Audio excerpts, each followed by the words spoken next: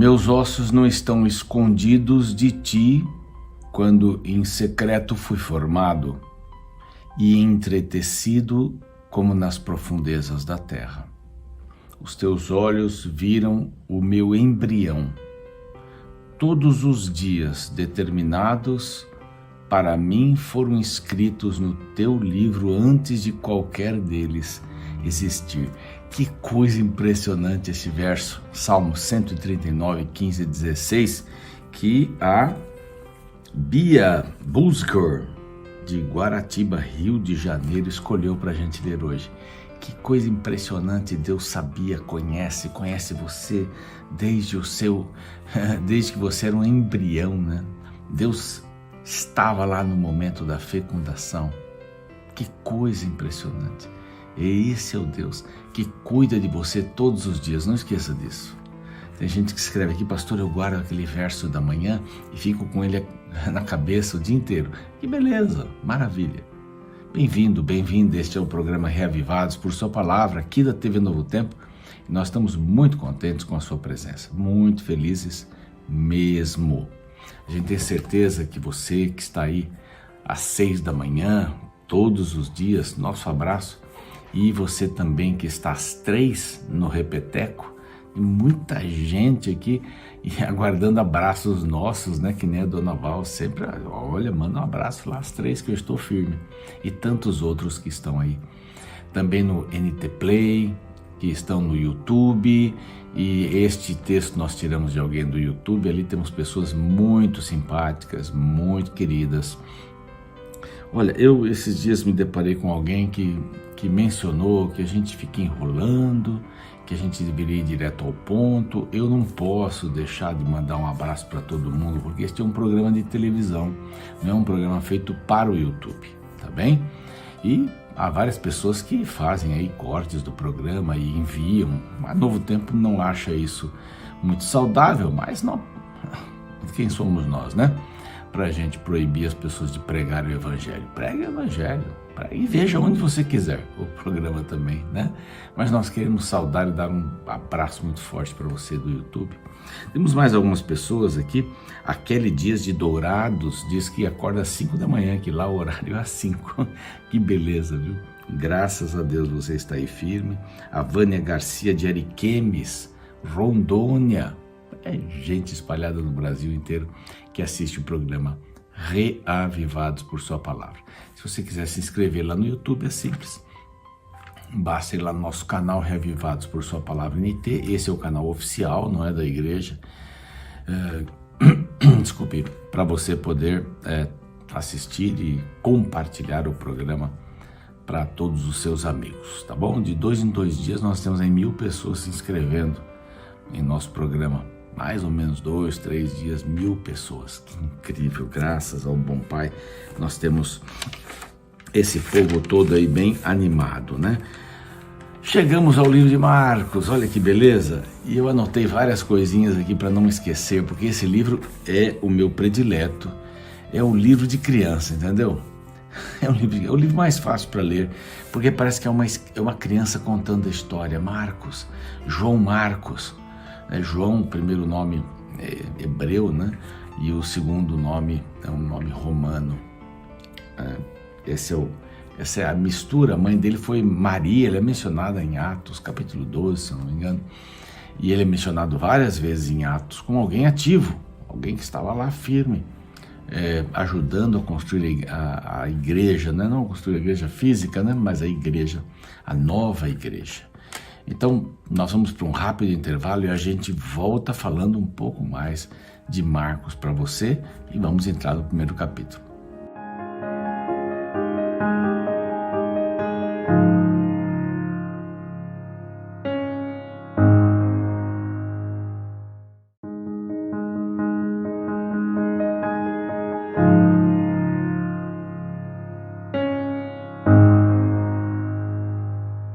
Estamos de volta com o programa Reavivados por sua palavra, que hoje está lhe oferecendo este curso bíblico aqui, olha que maravilha. Ensinos de Jesus. São 18 temas a respeito dos ensinos de Jesus. Eu vou ler alguns para vocês aqui. Que maravilha de temas. Olha, o que Jesus ensinou sobre as Escrituras, sobre a salvação, sobre a santificação, sobre o Espírito Santo, sobre a oração, perdão, dinheiro, sua volta, morte, ressurreição, juízo, lei e assim por diante, sobre a igreja. 18 temas maravilhosos. Bom, é bem simples, está aí o telefone na tela para você poder solicitar este estudo bíblico. Ele vai gratuitamente para sua casa, tá bom? Isso é importante aqui, que você estude a palavra todos os dias de uma maneira sistemática. Vale a pena mesmo. Mas vamos lá, mais algumas dicas de Marcos. Marcos foi escrito mais ou menos de 64 a 70, não tem aí uma data fixa. Em 64, Nero colocou fogo em Roma e culpou os cristãos. Era para esses cristãos que Marcos estava escrevendo. Estava escrevendo dizendo assim, que vale a pena sofrer por Cristo. Ele foi um servo. A ideia do livro todo é apresentar Jesus como um servo. Você vai ver pelos subtítulos que nós vamos apresentar aqui para você. É um livro ele é escrito para os romanos, né? Para os cristãos que estavam em Roma, para os romanos. E ele não se preocupa muito em falar sobre o Antigo Testamento, não é? Ele não se preocupa muito em dar uma confirmação. Isso Mateus fez, porque Mateus estava escrevendo para judeus. Ele aqui escreve para romanos. Servo é o que menos cita o Antigo Testamento. Olha que coisa interessante. É o que menos cita o Antigo Testamento. E Mateus é o que mais cita o Antigo Testamento, né? Aqui é para os romanos, ele dá ênfase de servo, diferente de Mateus, que é escrito para os judeus. A ênfase dele é o rei dos judeus, Deus veio. Então ele começa com uma genealogia para dizer, olha, de Davi, ele é mesmo aquele que foi prometido. E Marcos não se preocupa com isso. Marcos vai rasgando. Ele começa de repente acelerando, né? Eu gosto muito, e mantém o ritmo. Vai. Usa muito a expressão eitos no grego, que é logo, imediatamente, em seguida. Você pode ver, enquanto você estiver lendo, você vai perceber isso. E logo para cá, e Jesus foi para cá. É uma criança contando a história. É um livro muito importante, porque cresce que ele foi o primeiro livro a ser escrito. Então, ele é muito importante. Alguns acreditam que a gente deveria usar o livro de Marcos para as classes de estudo bíblico. A primeira vez que a pessoa entra em contato com a Bíblia, começar com Marcos. E eu tenho falado isso várias vezes.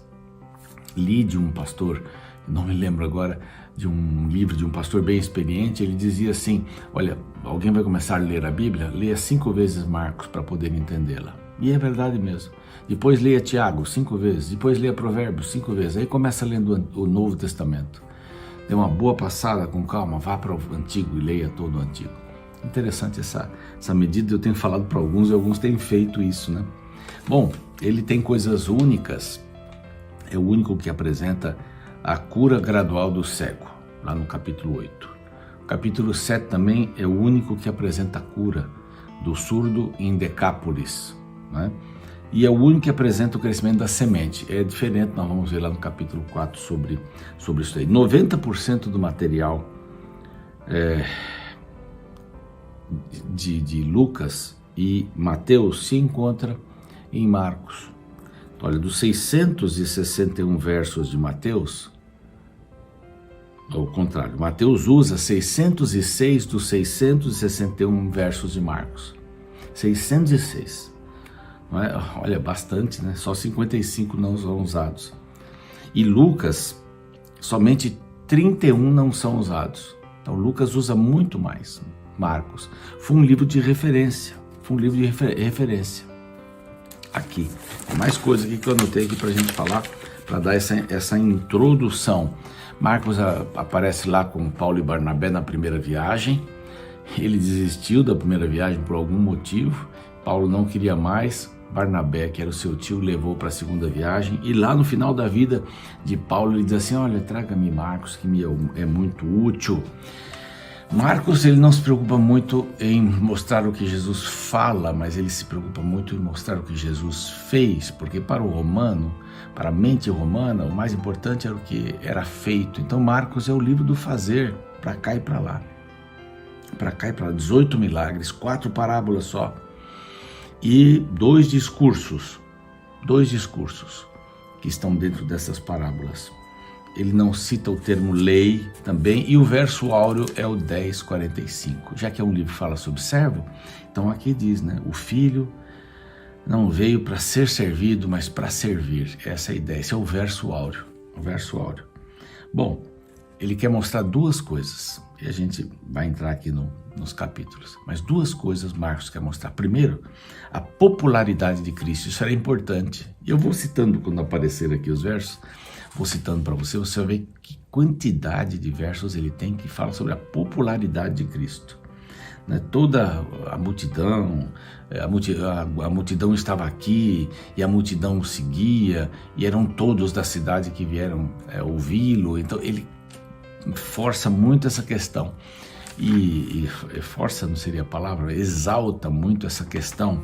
E na questão da identidade ele dá testemunhos de vários, dos discípulos, dos outros, de Herodes, dos demônios, dos parentes, dos rabinos, de Pedro, né?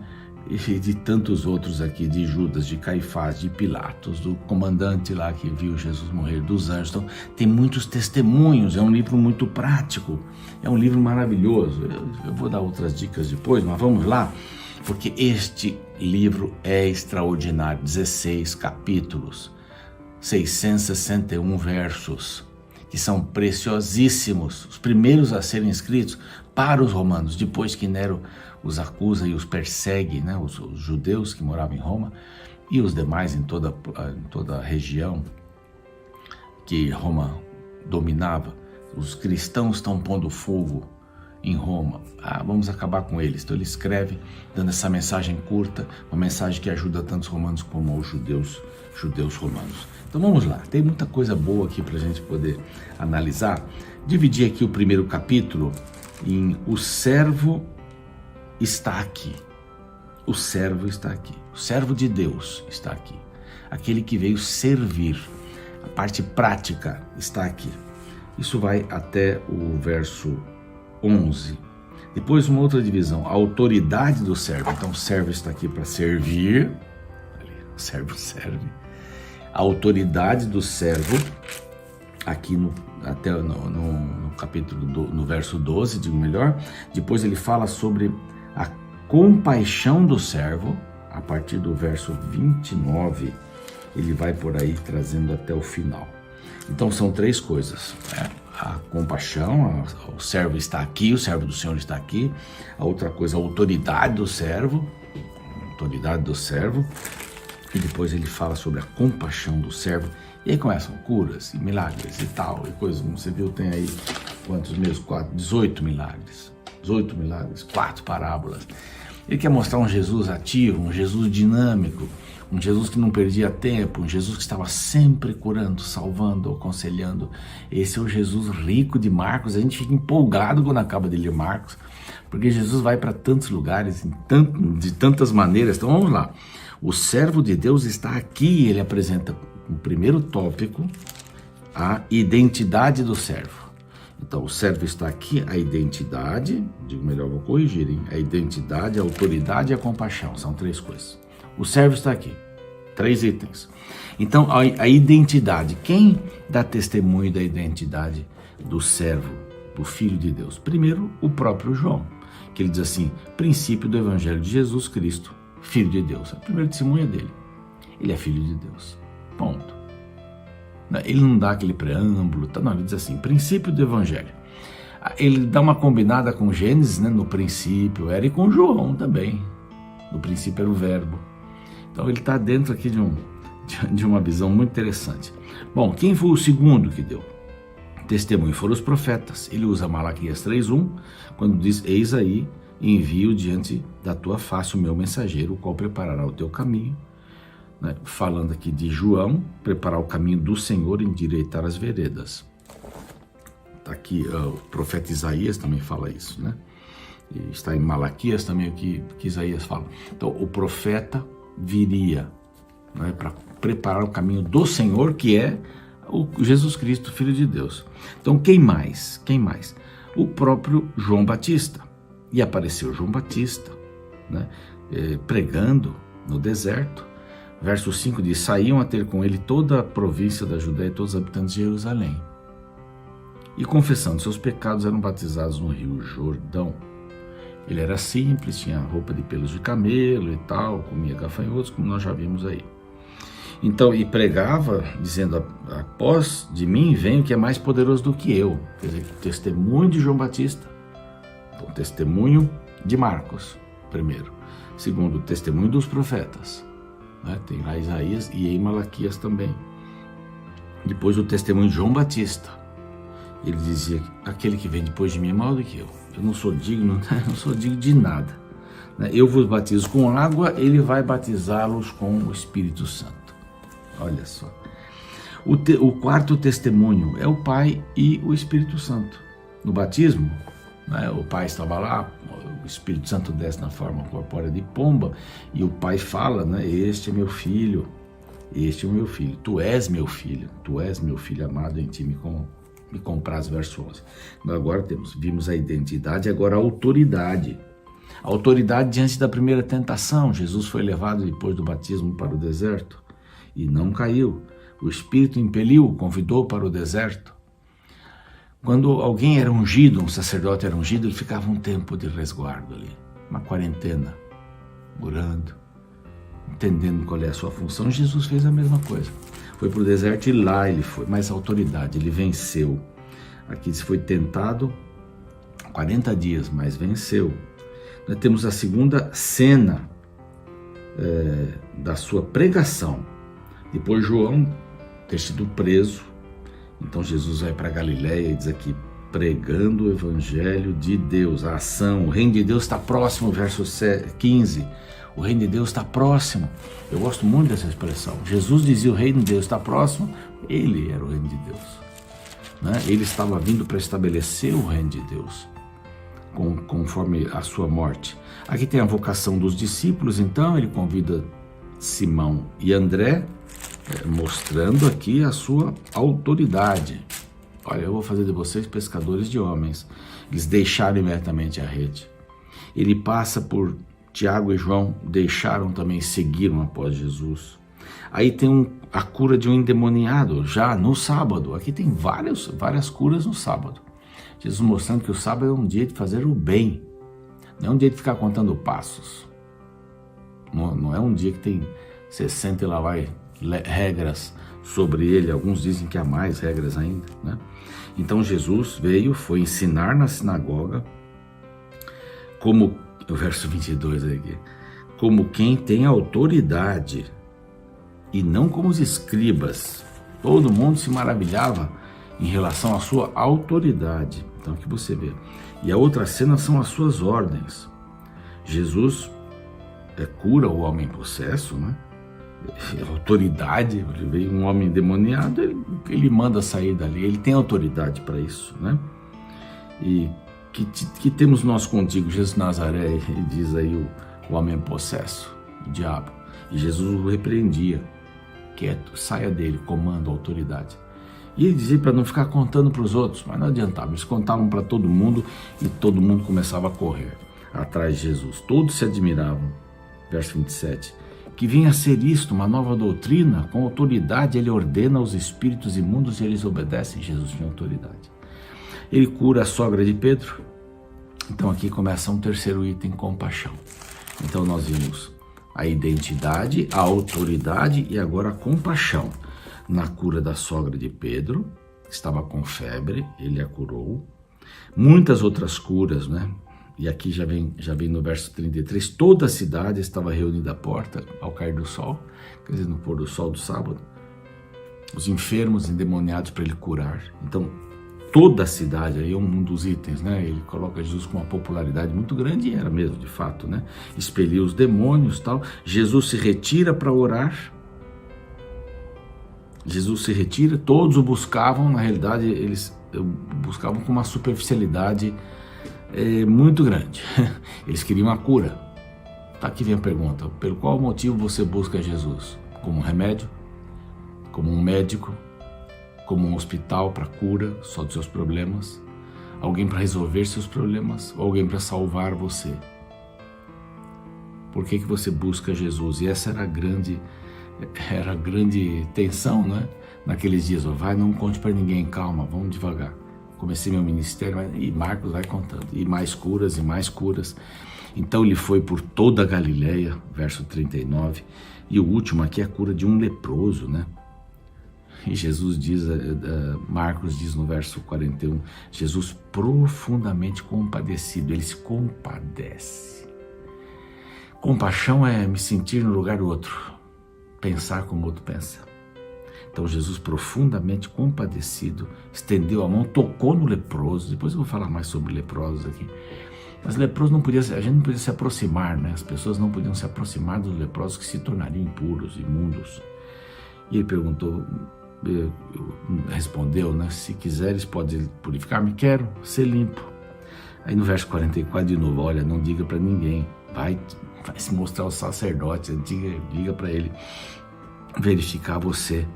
E tendo ele saído, entrou e propagou muito aquilo, a ponto de não mais poder Jesus entrar publicamente em qualquer cidade. Olha que está a popularidade. Marcos mostra essa popularidade, porque o romano vai gostar disso e vai ler isso com satisfação. Mas permanecia fora da cidade, em lugares ermos, e de toda parte vinham ter com ele. Coisa maravilhosa aqui. Todos vinham ter com Jesus, né? Vários, é verdade, assim, de uma maneira muito superficial, só queriam a cura, e essa é a pergunta que eu deixo para você hoje. Por que você busca Jesus? Só para aliviar a sua dor? Jesus é um remédio, ou Jesus é o seu Salvador? Pense nisso durante esse dia, tá bem? E a gente continua amanhã com Marcos 2. Eu vou estar aqui orando por você. Um bom dia, continue firme no Senhor. Você fica agora com a ilustração e depois com a música, e a gente se vê amanhã. Você alguma vez já se sentiu excluído? Sentiu que sua presença não era bem-vinda em um local? Pois bem, na época de Jesus, a lepra era uma doença terrível e incurável, e seu portador vivia às margens da sociedade. Desde o momento em que era constatada a lepra, o leproso era privado do convívio de outras pessoas e ficava em um lugar isolado. O Novo Testamento nos mostra a situação dos leprosos, a sua vida em cavernas afastadas das pessoas.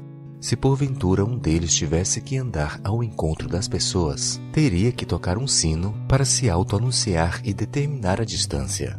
Isso queria dizer que estava passando um imundo, um contaminado pela lepra. A situação do leproso era humilhante, visto que a lepra era considerado no judaísmo um estado de grande impureza. Sua situação não tinha solução. O leproso era o exemplo máximo de exclusão social. Ninguém nem mesmo lhe tocava ou lhe dava atenção. Porém, Jesus quebrou os tabus de sua época. No primeiro capítulo de Marcos, encontramos um grande milagre que ele realizou ao encontrar um leproso. A partir do verso 40, lemos: Aproximou-se dele um leproso, rogando-lhe de joelhos: Se quiseres, pode purificar-me. Jesus, profundamente compadecido, estendeu a mão, tocou-o e disse-lhe: Quero, fica limpo. No mesmo instante, lhe desapareceu a lepra e ficou limpo. Fazendo-lhe então veemente advertência, logo o despediu. Perceba que o leproso emergiu da multidão e foi até Jesus para solicitar sua cura. Jesus, numa atitude inusitada que deixou estarrecidos todos os chefes do templo e lideranças judaicas, tocou no leproso para realizar a cura. Esta atitude de Jesus contrariava o sistema do puro e impuro do judaísmo. Ao tocar em um leproso ou em um defunto, a pessoa se tornava impura. Jesus passa a ser mal visto pelas autoridades. Seu toque foi enigmático. No ato de tocar, Jesus foi considerado impuro pelos homens para poder purificar o leproso. A cura da lepra realizada por Jesus demonstra seu poder divino, mas também tem um caráter de libertação da exclusão social causado pelo sistema religioso do templo. E este mesmo toque poderoso pode alcançar sua vida.